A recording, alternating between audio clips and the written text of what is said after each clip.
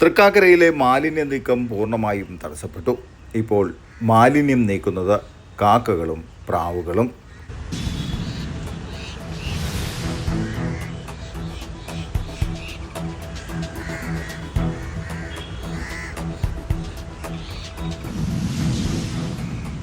തൃക്കാക്കര നഗരസഭ ഓഫീസ് പരിസരം ദുർഗന്ധപൂർണം.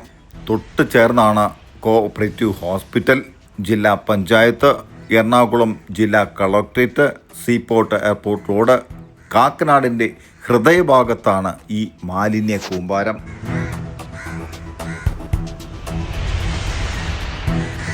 നമ്മൾക്ക് കാണാം പ്ലാസ്റ്റിക് ഉൾപ്പെടെ നിരവധി മാലിന്യങ്ങളാണ് ഇവിടെ അടിഞ്ഞുകൂടിയിട്ടുള്ളത്.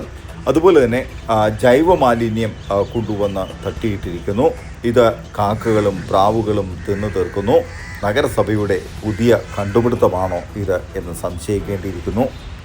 മഴ പെയ്യുമ്പോൾ ഈ മാലിന്യങ്ങളെല്ലാം ഒഴുകി സീപോർട്ട് എയർപോർട്ട് റോഡിൻ്റെ അടിയിലൂടെ ജനവാസ കേന്ദ്രത്തിലേക്ക്, കുടിവെള്ള സ്രോതസ്സുകളിലേക്ക് ഇത് ഒഴുകിയെത്തും. ഇത് പകർച്ചവ്യാധികൾ പടർന്നു പിടിക്കാൻ സാധ്യതയായേക്കും. ഞാൻ പ്രദീപ്, ന്യൂ ഇന്ത്യ, നന്മ 24 ന്യൂസ്.